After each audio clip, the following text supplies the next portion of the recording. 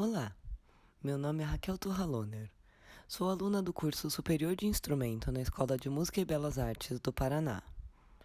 Eu e o professor Alisson Alípio iremos apresentar os resultados da pesquisa que desenvolvemos dentro do Programa de Iniciação Científica da Unespar entre os anos de 2019 e 2020. Gostaríamos de agradecer a organização do simpósio pela oportunidade, ao Programa de Iniciação Científica da Unespar por possibilitar a realização desta pesquisa e à Fundação Araucária pela concessão da bolsa. A nossa pesquisa se intitula Walking, conceituação do comportamento de mão esquerda ao violão observado por Frank Kunze.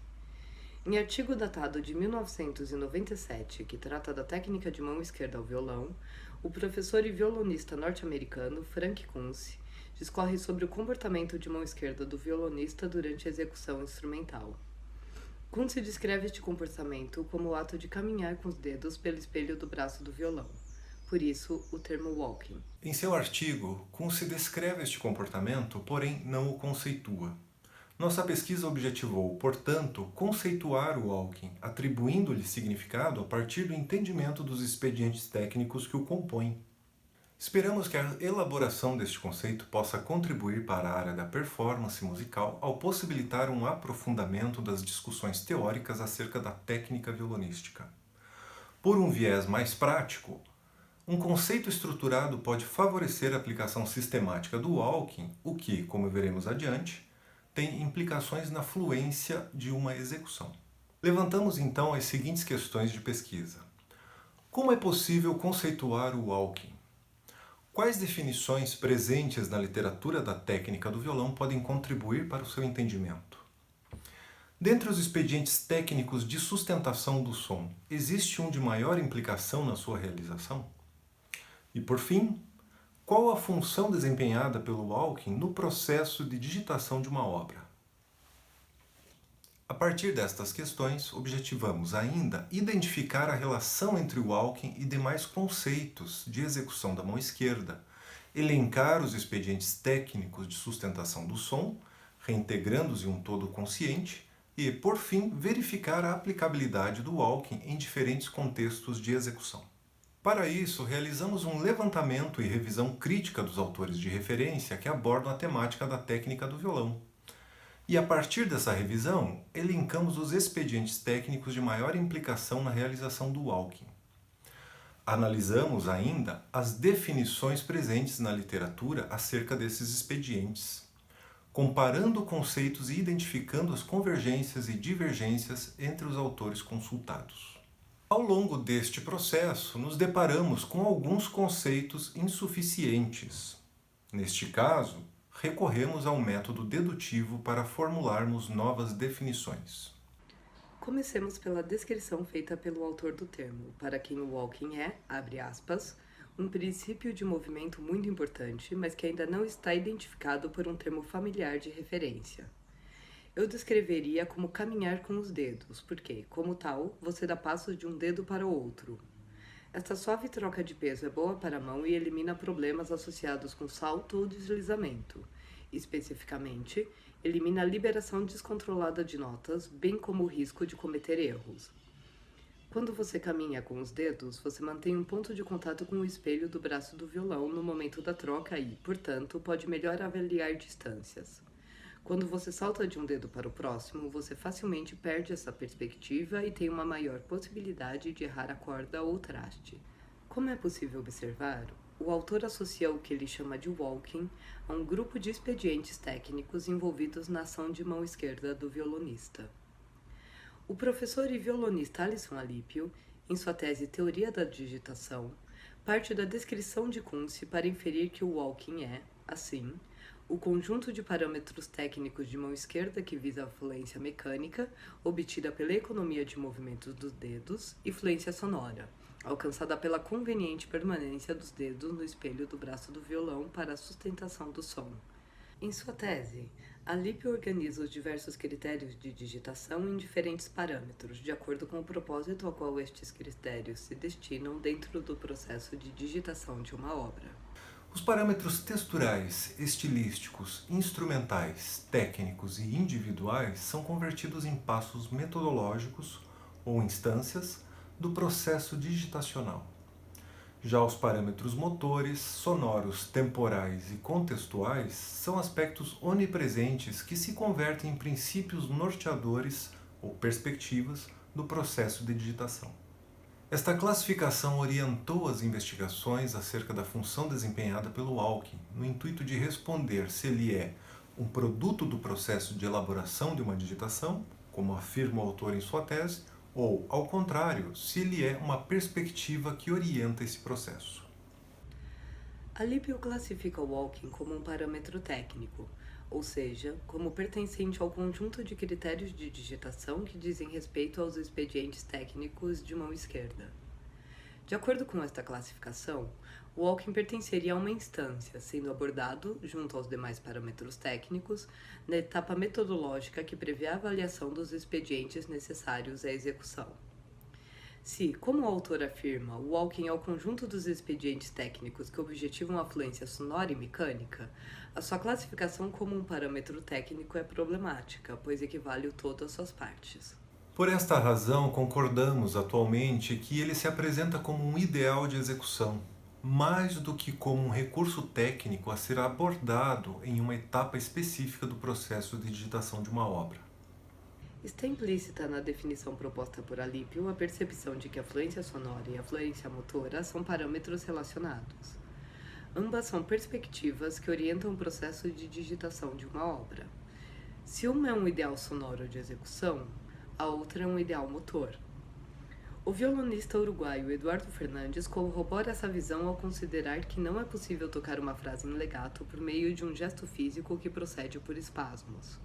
Juntas, estas perspectivas resultam nas três características que Ronald Sherrod, na sua tese A Guide to the Fingering of Music to the Guitar, aponta como comuns aos bons violonistas: a habilidade de tocar legato, a precisão ou segurança e a utilização do mínimo esforço necessário na execução instrumental.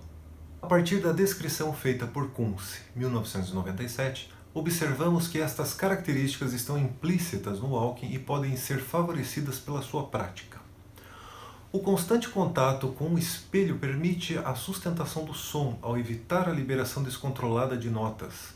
Oferece segurança, possibilitando uma melhor avaliação de distâncias e elimina movimentos desnecessários, como saltar de uma posição a outra.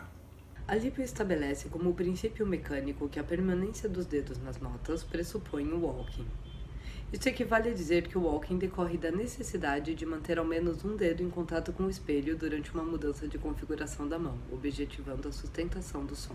Este dedo que permanece em contato com o espelho é descrito por diversos autores como um pivô. Os autores consultados concordam sobre os benefícios decorrentes da utilização do pivô, notadamente aqueles que Sherrod aponta como característicos de uma boa execução ao violão: segurança, legato e ausência de esforço desnecessário. É comum, tanto na prática cotidiana quanto na literatura, a equivalência do dedo pivô ao dedo eixo. Isto porque o dedo eixo é um pivô, no sentido de permanecer na mesma corda e casa durante uma reconfiguração da mão esquerda sobre o espelho. A sua aplicação, no entanto, restringe-se a uma demanda específica de mudança de apresentação da mão esquerda. Alípio define o dedo eixo como uma permanência de um dedo que, girando sobre si mesmo, permite a mudança de apresentação de mão esquerda, mantendo a nota a qual corresponde e facilitando a colocação da nova posição. Cauã Canilha, em sua dissertação de mestrado, observa que, apesar do uso de pivôs fazer parte do universo prático dos violonistas, ele ainda não possui um conceito homogêneo e estruturado. Por esta razão, propomos uma distinção com base nos mecanismos implicados na realização de cada expediente. O dedo pivô é aquele que permanece na nota durante uma mudança de configuração da mão, sem necessariamente rotacionar sobre o próprio eixo. Já o dedo eixo é aquele que, impreterivelmente, realiza um movimento rotacional, permitindo a mudança de apresentação da mão. Deste modo, podemos inferir que o dedo eixo é um pivô, mas o dedo pivô não é necessariamente um eixo. Partindo da descrição do walking proposta por Kunze e da nossa definição de pivô, seria possível inferir que o walking é, essencialmente, uma sucessão de pivôs. Um translado seria, desta forma, antagônico ao walking. A literatura e a prática nos demonstram, no entanto, que existem diversos recursos para a realização de translados que favorecem a fluência sonora e mecânica. Se o walking é um ideal de execução, ele deve também abarcar os expedientes técnicos utilizados na realização de translados, tais como o dedo-guia, a substituição, a distensão e a contração. Dessa forma, podemos aplicar os princípios do walking a qualquer contexto de execução que prime pelo legato. Em sua tese, Alípio defende que a fluência sonora é um aspecto da digitação que independe de posicionamentos estéticos. É uma condição básica para uma boa execução ao violão. Trata-se de um ideal de execução atingido através do legato. O staccato ou não legato figuram, assim, como elementos de contraste em relação à fluidez das notas suavemente ligadas entre si. Ronald Sherrod corrobora a concepção da fluência como principal objetivo musical. O autor pondera que, no violão, o som das notas decai após o ataque inicial, de modo que a sua sustentação resulta mais dificultosa do que a sua interrupção. Desse modo, uma digitação que favoreça a sustentação do som não impede a interrupção intencional deste, através de abafadores ou do alívio da pressão exercida sobre a corda. Porém, o inverso não é verdadeiro. Os mesmos princípios de digitação usados na realização do estilo legato podem ser aplicados a praticamente qualquer tipo de articulação. Mas, abre aspas, uma digitação que produz apenas um efeito staccato, por exemplo, é incapaz de produzir um efeito legato. Fecha aspas. Alípio afirma que a necessidade de sustentar o som está na origem da maior parte dos expedientes técnicos de mão esquerda. Com exceção dos abafadores e de procedimentos de articulação, como ligados e translados, todos os demais recursos técnicos utilizados em uma execução objetivam a sustentação do som. O conjunto destes expedientes, se executado sob uma perspectiva motora que atente à sustentação, sugere o walking. Embora tenhamos visto as implicações do legato em uma execução instrumental, Neil Anderson, em artigo de 1980, publicado na Soundboard, observa que muitos estudantes de violão, por exemplo, ainda têm dificuldade em cumprir com este ideal. A razão para isso, segundo o autor, não é uma deficiência técnica, mas o foco no estudo. Muitos estudantes de violão que possuem uma técnica segura e a habilidade de visualizar bem as peças ao violão continuam tendo dificuldade em produzir um resultado suave, bem conectado e fluente da música que tocam.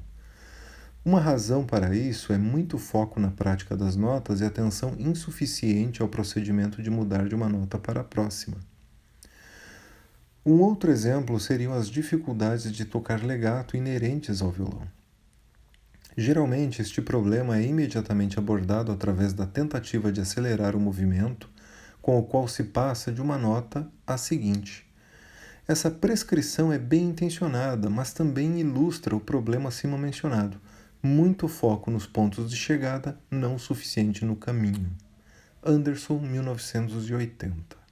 Isto significa que não basta o domínio dos expedientes técnicos de sustentação do som para alcançar uma execução mecânica e musicalmente fluente. Anderson, 1980, propõe, então, uma abordagem que enfatiza justamente a prática dos movimentos entre as notas, em oposição ao mero aprendizado das notas propriamente ditas, o Undirected Movement, ou ADM. O ADM procede por uma visualização anterior ao próprio movimento de onde se quer chegar e dos movimentos necessários para tal, evitando qualquer gesto desnecessário ou abrupto. Esta visualização que precede o movimento só é possível através da compreensão dos movimentos necessários à execução. Se a fluência sonora é o principal objetivo musical, esta compreensão passa, necessariamente, pelo domínio dos expedientes técnicos de sustentação do som que compõem o walking. O que a filosofia do ADM demonstra, no entanto, é que, para alcançar fluência motora e sonora, além do domínio destes expedientes, devemos atentar ao comportamento da mão entre as notas. Quando utilizamos um pivô, por exemplo, a permanência do dedo na nota acarreta a necessidade de intencionar o movimento em direção à nota seguinte. Do contrário, ocorreria uma interrupção indesejada do som. Alípio utiliza o termo intenção para se referir ao movimento premeditado realizado por um ou mais dedos antecedendo, ligeiramente, o cumprimento de determinado objetivo. Sherrod, apesar de não adotar uma nomenclatura específica, descreve o procedimento da seguinte forma: enquanto alguns dedos tocam determinadas notas, outros dedos se posicionam para tocar as notas seguintes. Dois fatores concorrem para possibilitar isso. Primeiro, a digitação deve ser pensada de forma a deixar dedos disponíveis para tocar as próximas notas. Segundo, esses dedos se preparam aproximando-se ao máximo das notas antes de elas serem tocadas. Isto elimina grandes saltos e movimentos abruptos. As notas se tornam mais fáceis de serem tocadas, resultando em uma execução mais fluente e segura. Sherrod, 1981. O ato de intencionar o movimento pressupõe, portanto, que haja um ponto de contato com o espelho e, ao mesmo tempo, um movimento direcionado ao próximo expediente. Os diversos expedientes técnicos são, assim, recursos para alcançar um determinado objetivo, evitando a interrupção do som. As distensões, contrações e separações transversais são, portanto, formas de intencionar o movimento, pois preparam a mão esquerda ao aproximar um ou mais dedos das notas a serem executadas. O pivô, o eixo e o dedo guia, por sua vez, são os expedientes que, ao manter contato com o espelho, possibilitam a intenção do movimento. Apesar de não se referir explicitamente à intenção, Ricardo Barceló, em seu livro La Digitación Guitarrística, reconhece a sua implicação no processo de digitação de uma obra. Ao discorrer sobre a digitação grafada em uma partitura, o autor pondera que, abre aspas, se tentarmos tocar a obra seguindo as indicações anotadas, não devemos nos pautar somente pelos números e letras que ali aparecem, já que as pontas dos dedos atuam somente como terminais. O autor dialoga, assim, com a perspectiva do ADM, segundo a qual o violonista deve atentar aos movimentos necessários para chegar a determinada nota. O ADM preconiza justamente a prática desses movimentos. Inferimos, portanto, que o ADM é a prática de intenções. A presente pesquisa demonstrou ser possível conceituar o walking ao associá-lo às definições presentes na literatura do violão. Os expedientes técnicos de sustentação do som aqui abordados foram, assim, ressignificados a partir de sua associação com o Aim-Directed Movement. O movimento que transcorre entre as notas foi descrito como uma intenção. O conceito de intenção possibilitou a integração dos diversos expedientes técnicos de sustentação do som em um todo consciente, o walking. Constatamos, portanto, que a sustentação do som resulta do recurso aos diversos expedientes técnicos que constituem o walking. Estes, por sua vez, pressupõem o ato de intencionar o movimento. Seria incorreto, no entanto, considerar o walking e a intenção como sinônimos. É possível intencionar o movimento em uma determinada passagem musical, de forma isolada, e ainda assim não ocorrer o walking. Para que o walking aconteça, é preciso que haja continuidade de movimento, porque apenas assim existe fluência. Propusemos, portanto, conceituar o walking como uma sucessão de intenções. O walking compreende todos os movimentos implicados na sustentação do som e, por isso, seus princípios podem ser aplicados a qualquer contexto de execução que prime pelo legato.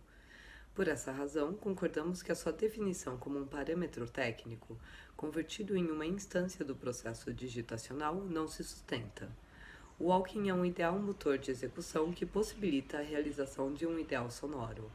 Ele não é uma etapa metodológica do processo de digitação, nenhuma resultante, mas um ideal que influencia as nossas escolhas neste processo. Ele se apresenta, portanto, como uma perspectiva motora que orienta o processo de elaboração de uma digitação.